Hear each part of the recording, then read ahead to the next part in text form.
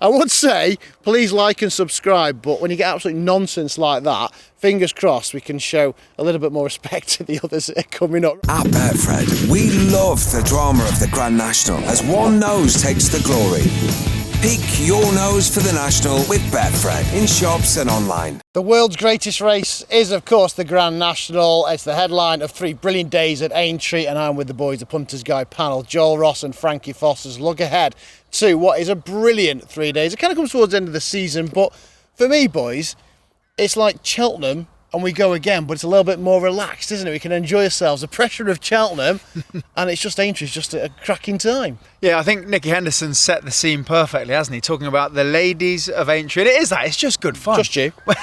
Here we go. Which is what racing should be. It should be great fun, and Aintree is good fun. It's supported well by the city. Everyone goes out and has a laugh.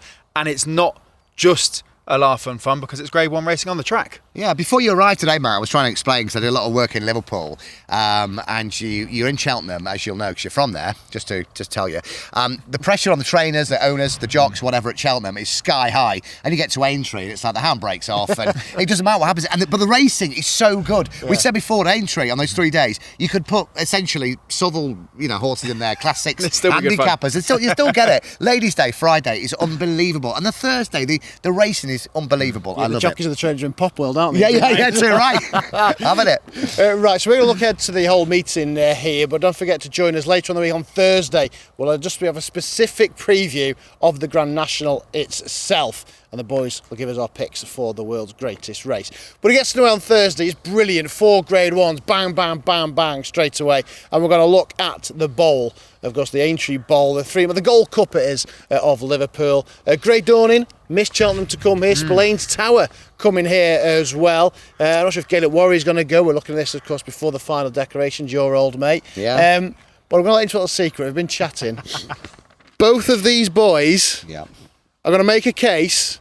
The one and only. For Ahoy Senor. Can I text it stage left and you can take it away yourselves? I don't want to be part of this. If you're going to put a horse, it's one of the best bets of the week, you've got to have form figures of pulled up and fell. But look at his Aintree form. This is what I'm saying, Aintree form. Yeah, I wrote it all down last night. Second, Arthur length to Jerry Colomb. 11.5 seconds to Jonbon. Shishkin, yeah. If we go back 2022, 4 lengths, Midway Novice, won that. Sefton Novices, 66-1. That was up in 2021. Yeah. Aintree form is impeccable. Unbelievable. The F doesn't mean first. And the P. Do you know what the F means? And the P doesn't mean It's a rogue choice. It is a rogue choice. But it's not a rogue choice. I think we've formed a relationship with him, haven't we, where you're willing him to get back to his best. He obviously doesn't have the best form in the book recently, but his Aintree form is good. I just think the sun shining, a slightly quicker surface, I think he was going to love it. He's going to get his mojo back. I 100% agree. Even if a Gaelic Warrior goes, and I'm biggest fan and not had the best of seasons, probably a better season on paper than at Ahoy Senor, but and the way that Scoo speaks about him and Lucinda Russell, especially Scoo, it is the Aintree thing. It's horses for courses, the age-old thing that people say, and really strong on Ahoy Senor. This is a preview of Aintree. This is like we've just copied and pasted the Cheltenham preview 20 days ago when you were all lyrical about him. I think Aintree's his bag. Yeah. I think it is a matter of, and I'd love to get Lucinda and Scoo's opinion on this, not a matter of ability, a matter of attitude. Yeah, 100%. As in, he's going to turn up to Aintree and he's just going to have his mojo. Let's look at a couple then that are more likely to win. Grey Dawning, Spillane's Tower, Miss Cheltenham. Obviously, there's only 3 weeks gap as well. Grey Dawning. But a lot of people looking at him, thinking of Iroko for the National. Well, his race was left ear at Haydock. I'll be honest with you. The season had gone. The season's gone. But what he did since, he was amazing last time. Yeah, but it'd been amazing. It'd been even more amazing. I think, and Skelton completely disagrees, but I think as a 20-time champion trainer, that race, the Betfred Chase behind Rourke Begay, I thought it was just a hard race, and that's him done. No, I think he's back. Okay. He was good at Kelso. What about Spillane's Tower? The only time that he's really travelled was disappointing in the King George. I worry about the ground. I'm wondering if that was the issue at Kempton, because they almost pulled him out, I think, at Kempton because it was quick and he's likely going to get the same conditions again. So I do worry about the ground, but the form of that John Durkan's pretty good, isn't it? Right, tip time. I've got to go Ahoy Senor. Ahoy Senor first, Stage Star second. There's two. You could just pick too many holes in those at the top. What? We're the best. We're off to a great start. This is a serious show, ladies and gentlemen. Well, okay, what's yours? Because you just pass it on to us. You never give your opinion. I think Grey Dawning. Favourite? This is all right.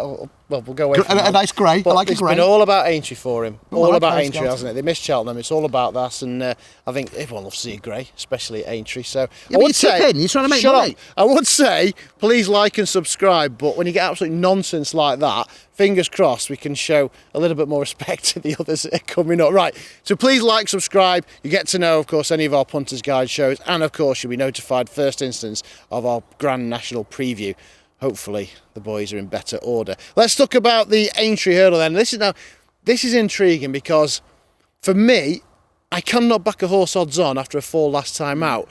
So that kind of puts a big line through Constitution Hill. But Lossiemouth proved that is just absolute folly when dotting up in the Mare's Hurdle after having a real absolute perler at the DRF. So it's an interesting one. Yeah, everybody knows I'm the biggest fan of Constitution Hill, but I do worry about him here. 2.5 miles, I don't think it's optimal for him. He wasn't as good when he won this as when he won the Champion Hurdle by a long stretch, and Lossiemouth is great at 2.5.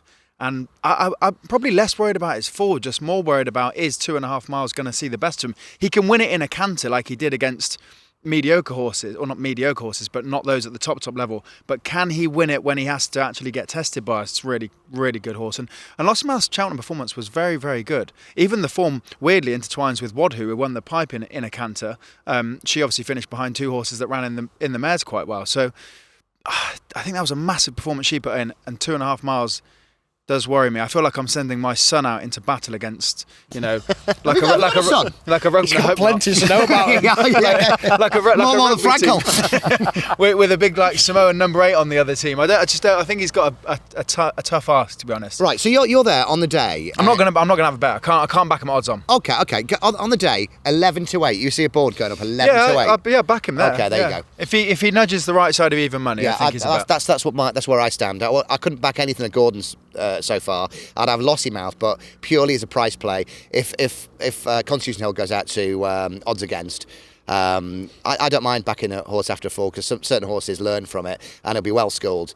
And I'm not the biggest Constitution Hill fan in the world, as Frankie is, but I'm bang up for Constitution Hill. I'd love to see Wadhu go here. I think she'll go brilliantly. Yeah. Good ground. Right trip, Scousers. Travels. She's just getting better and better and better. This is an Aintree show, but I'd love to back her now for the Mare's Hurdle next year if she goes to the race. Yeah, it's a long way off, isn't it? But I do think she's really interesting. It'd be huge to win, but she's going to surely run a big race. Right, 3-5. Where's it going? Connie Hill at evens. Will you give me that? No. Constitution Hill 11 to 8. Could you give me that? No. Right, let's move on to Friday's action then, starting with the Melling Chase. And obviously this is all about Jonbon, but after a really hard race after that horrendous error, is he another one you wouldn't want to be taking a short price about? No, I think he is a much better 4 to 5-ish shot than Constitution Hill. If they're both about the same price, I actually think I'd go as far as saying he's a good price at 4 to 5. He just fluffed the fence. He doesn't like Cheltenham. He hasn't been beaten anywhere else. He's been getting better and better and better. I think he goes in easily. Yeah. I really do. Agree. I did 2 minutes on this. Melling Chase, Jonbon wins because it's not Cheltenham. In 2 minutes? Yeah. I mean, I'm a slow... Look, I've got a broken finger. I'll do it old school. I've got to write it down. Okay, don't look at me. Yeah, Make me paranoid. that was pretty quick. Then. I mean, I want to talk about a few of those. We don't know where Gaelic Warrior's going to turn up, but I think Gaelic Warrior would go here. It's hard to back anywhere, isn't he? Yeah. Yeah, he is. I'm a big fan of Hart. I thought he ran a cracker. I mean, Factorfile is probably the easiest win of the festival, and he's the only one to really chase him home at a respectable distance. And if he picked up the pieces there, but could he be a player? I just don't think he's in that top bracket, the very top of the Grade 1 bracket, which Jonbon is. We were talking pre-Cheltenham, has Jonbon not got the respect he deserves? Right, he didn't win at Cheltenham, but it wasn't for a lack of his engine. He just fluffed a fence, as he's done pretty much every time at Cheltenham. So if Jonbon had actually run and jumped all of his fences well and then gotten beaten, it might be a question of his engine and that physical ability, but it wasn't. It was just he made a mess of a fence again, and he shouldn't, touch wood, we said that about a lot of horses at Cheltenham, shouldn't make an error at Aintree. Okay. Ladgeborough. I'm still getting over that. This is pretty easy then, Jonbon? Yeah, definitely. I think he's a right bet. And I think Jonbon with a distance bet as well. I'd probably go with 5 lengths. Okay, I'll do Hartwood to chase him home then, or certainly pick up some bit of a place and money. Right, a proper race. The Topham over the Grand National fences. A big field likely to go to post, 2 mile 5 furlong. I know We had a bit of a chat about this. We all kind of like one. I mean, I like a few in here. I'll let Joel pick up the mantle, though. Yeah, I looked at Tyre Kicker at Cromwell's. Second time in England, went to Windsor. I said to you boys last night, have a little look at last 3 runs. I don't know if it's unlucky or just really unlucky. Smooth headway, it was hampered 3 out, stayed on, beaten 3.5 lengths. Leopardstown was second to Monbeg Park, shorter room at the last, another shocker there. And last time out at Leopardstown was 7th, it was 5-2 favourite, and pulled in by the stewards, the vet said was lame and coughing. I think we're like 16 or 18 to 1 at time of recording. I think that is a ridiculous price for a target trainer. I genuinely, for the first time, don't think there's any skullduggery here. I think the horse has genuinely been coughing and lame and been unlucky. Off 10 so I love to see Coniston Walsh jocked up. Yeah, too right as well. I like him as well. I think that Monbeg Park that beat him at the DRF is a really nice horse. Yeah, lovely horse. Yeah, he's one for my however many I'm allowed in this race, Tyre Kicker. I could not believe the price.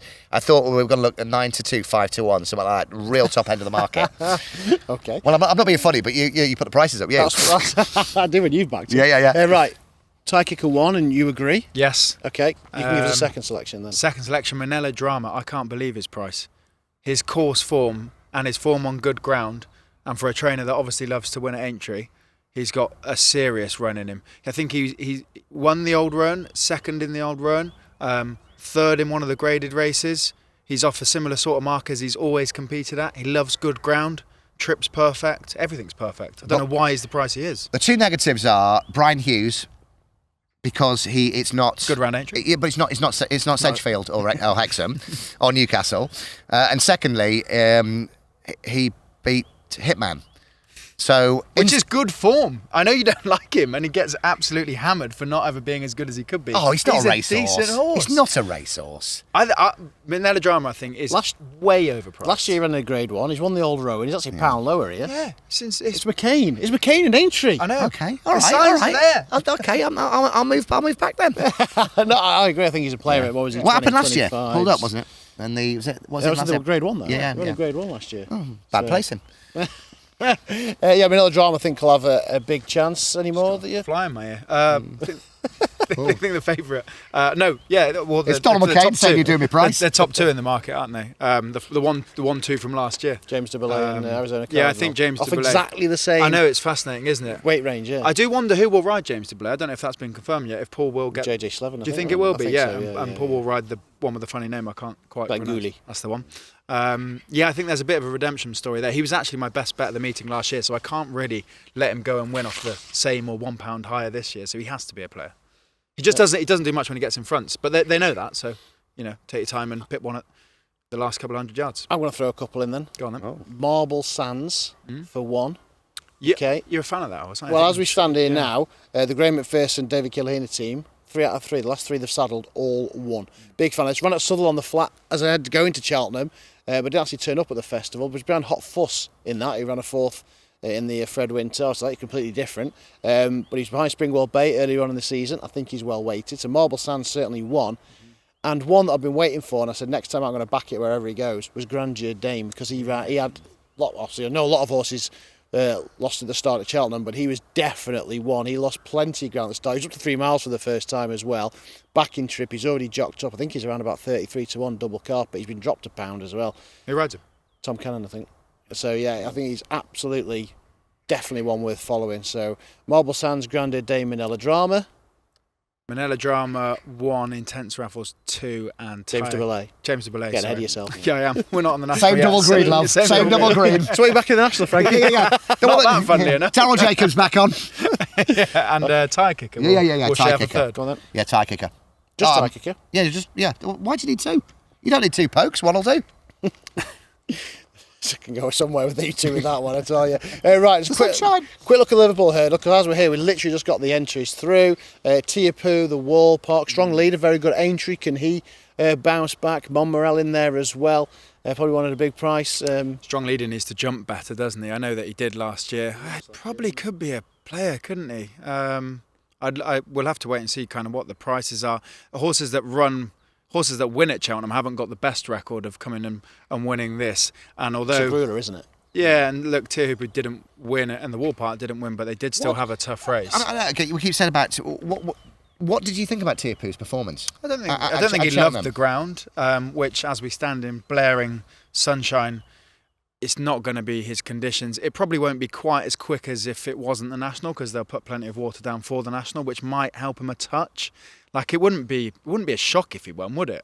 It's just, well, we'll see what he's priced up at. I might get tempted in, because he obviously got beat at Cheltenham. It's the same sort of conditions again. He might actually be a backable price on the day. It's going to be lovely all week, isn't it? Like 17 But if it's like this, yeah. you're drawn towards horses that do like conditions. The Wall Park will go well, won't it? Yeah, he will do. Yeah, That's what I thought. Yeah. Taking a quick glance at them, no prices or whatever. I looked at that straight away, and putting a line through Teahupoo just because talking about the weather this morning. It's dry, sunny, warm all day, so it's going to be. I mean, you racked up a 5-timer, was it, in the sun? Yeah, in the sun. Good ground. In the summer, in October at Cheltenham. Like Valley Lake missed Cheltenham as well. Killarney won, didn't he? Sunshine in Killarney is beautiful. Yeah. I'm going to be spending a bit of time there. Right, let's look at the big one then before we get our best bets. It is, of course, the world's greatest race. It is the Grand National, 4 miles, 2.5 furlongs, 30 fences, a race steeped in history, the one that everyone wants to have a bet on, and it's kudos for the year in the family if you can find the winner. Right, let's have a couple of picks. Where we going? I'll start with Joel, as you're eager to get on. I'm not eager. We know he's having intense raffle. Yeah, I generally think there's how many JP horses are in there? 5, is it? 5, yeah. And I think this is down as like the 4th string. There's always a gamble, an Irish gamble, isn't there, every year? Limerick Lace last year. Yeah. And I'm thinking we're having it right off here. We're meeting the waters. Right, 7th in this race last year as a 7-year-old. Had the hard race in the Ultimate on heavy ground. Was 3rd to Chianti Classico, and only 4 weeks behind that. Went off this year, different campaign, 3-mile handicap chase at Leopardstown, where he was out for a run. Then they tried to exploit that hurdles mark, didn't they? February at Leopardstown, didn't really work out. And then Rachel was booked when it was 2-1 favourite and was beaten 23 lengths. I thought that would have been the day. A tune-up on the 2nd of March at Leopardstown, no effort made whatsoever, race wide. Fitness there, experience there, off £1 higher mark. I genuinely think this is the one. I mean, they're saying to us Iroko is the one. I would not be surprised. I think Betfred were top priced around 20-1 this morning, time of recording. I would not be surprised if this horse was not the gamble of the race, went off favourite, and single figure price. And I'm went off favourite.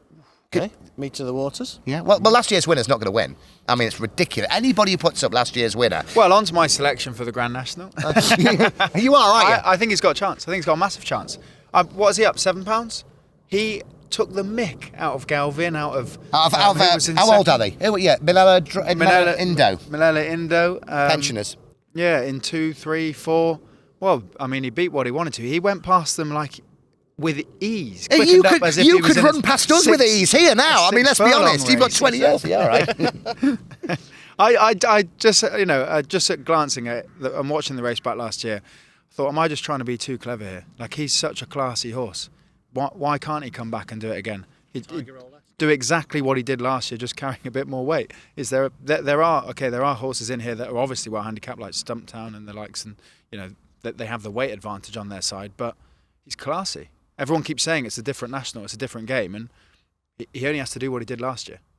Okay, my main pick, you mentioned it though, but it's not because John's on it, it is Iroko. I think he has got a huge chance. Everything has been laid out for him. Don't forget last year's Aintree Festival, he's 4 lengths behind. I know the way you're thinking. That form makes him better than Galloping Deschamps. Yeah, which is very true. So it's all JP horses. So if he's got 5, surely. I mean, do you play forecast and tricast to like 50p? Imagine that, JP 1, 2, 3, 4. Yeah. 5. A 5, yeah. Yeah, well, yours were. You can't rule him out, can you? Percival I know, yeah. Well, yeah, run really well. I think he's 4. Capadano's out, isn't he? So yeah. But Iroko, 10 stone 11. I know, yeah. Huge chance. When you look at the form book, it's one of the best in there, isn't it? I think when so. you look on actual like who he's finished behind. Yeah, and what he should have been beaten further by Grey Dawning. Yeah. On official figures, he did well. Although he was under pressure. It's just not. I wouldn't just. It's just not a joy to watch, is he? He's not the most natural of jumpers, but as long as he gets round. Like John Joe said, he's never felt like he's going to fall. He got T-boned at Oscar. It wasn't his fault. But he's never actually felt like he's going to. He said you need a lot of luck. You do need a lot of luck. Yeah. Galvin. A couple of years ago, fell at the first one, well fancied. You can get these, like these classy horses. They just pop round. Rambler, was it? And they fell at first. Fell at first. Yeah. Last I think year, like the way, if you look at last year's as well, the way that it kind of runs, you want one that's just going to pop round nicely with a fair bit to kick at the end, don't you? Like you are going to need a bit of class at the end. It's not going to turn into an absolute slog with some it's unlikely to, with some kind of lightweights that have got the better of something. Is that not in 10 truffles though? I mean, I know we're really putting one up here, but you know, as much as I don't want to back that because it's fluctuating between favourite and second favourite, you know, that's the graded horse in the race, isn't it? Would you not say? If there's one that afterwards you go, that was obvious. It was so obvious. Talking about it for a long time. Could be, yeah. Or would Daryl Jacobs still be here now? If it was. If it was. He's won. Yeah. You know? He'd already won a national, that's just being greedy. No, I suppose so, yeah. I can Fair point. I can see a JP McManus sprint at the end. Right, we'll recap a minute. That's your main pick. Give us one at a price. Do you know what I really, really like? And I mentioned it to you before and you spat your tea out. Brave Man's Game. And I think it's... Go on. Well, I think 50 to 1 this morning, right? It's not won for 3 years, right? I looked at this. Is it 6 starts, 170 down to 155? And I think this is the angle that I'm going in with. James Reevely is booked. And people will go, he's not as good as Harry Cobden. He's ploughing around Auteuil in France. But he's riding 6 races a day in Auteuil in France, right, over those fixed hurdles, which are very similar to the national fences now that we've got. He's going to ride him. He's going to ride him like a 50 to 1 shot. As opposed, you were going then. Yeah. Like, he's going to ride him like a gun. Going to ride him out the back, right? Harry Cobden was always be at him. The pressure's on him. Second in the Gold Cup. Should have won that. If Hewitt can't have come from the clouds. Gavin should have pulled Hewitt up, right? I just think he'll hunt round at the back and then pick up the pieces. Obviously not good enough to win. Edit that bit out if he wins. Make me look great. But there's, you know, if you're getting the Hans places there, come on. Yeah. You're not. Have I not? Yeah, he sold it to me. Yeah, I mean, it's not 2020, Ahoy Senor and Brave Man's Game. Manila Kakuna, that's my each way play. Oh, I'm with you actually. yeah, mine as well, actually. Oh no! That was an eye catcher in the Bobby Joe. He's won the old Whitbread. William Mullins is Better that ground. good, he can now plot his son to win the national after winning it last year with Paul on board and Maximus. He's that good. Yeah. So main tip? Manila Kakuna, probably. Over? Maximus. Yeah, I fancy him, but I'll put him off. He's, what is he, Okay. 7s, 8s, whereas Manila Kakuna's a nice price. Main 25, something like that. Meeting in the Waters, I think around 20, 25, something like tip? And your outsider? that. Brave Man's Game. Sorry, your outsider? A Brave Man's Game. Do you know what? You'll be Okay. laughing on both chins. Yeah, just Brave Man's Game. Brave Man's Game. Definitely. Yeah. You He was heard it next first. Denman. Yeah. Hitman was the next quarter This is star. the man who said Corrit Rambler cannot win a Grand National when he absolutely bolted on. But We've still got that one. We'll dig it out. Don't put it in. But that was the year before. That was a year too early. They always come too early. Right, don't forget, like, subscribe, you get to know whenever we produce any of our Punters Guide channels, so have a look at those, like, subscribe, and we'll let you know, be in your inbox, so you will not miss a beat. Right, best bet of the week of the races we've covered. Well, we haven't covered loads. Oh, no, I've got to go Manila Drama in the Topham. Got to. Melodrama in the Topham. I'm going to go Ahoy Senor. Idiot. Jonbon is the shorty of the week. Constitution Hill. Yeah, okay. I'm going to stick with Marble Sands. I think he's got a huge chance in the Topham as well. So don't forget to like, subscribe, and also notify, because we're on Spotify now as well. So you can have to look. Do you know what that means? Because that's what I listen to all my podcasts on Spotify. You talk about this, you haven't got a clue. It's where you can... Come on, tell me. You can listen to us. Yeah, how? Instead of seeing us. Like a podcast? Yes. Yeah. That's all right. 2025. Yeah. 2025. On the way here, I was listening to you last week with you and him. Oh, you got that 25 to 1 shot beat. It's a good listen, by the way, on Spotify. Yeah, we recorded that this morning. So yeah, listen to us on Spotify. So I was going to say you don't have to see our faces, but you want to see these two, don't you? So yeah, cool. Listen to us on Spotify. Right, join us Thursday, a specific Grand National only preview, and we'll get a few picks from the boys who'll run well in the world's greatest race. But wherever you're back in Aintree, enjoy a fantastic 3 days and the very best of luck. At Betfred, we love the drama of the Grand National as one nose takes the glory. Pick your nose for the National with Betfred in shops and online.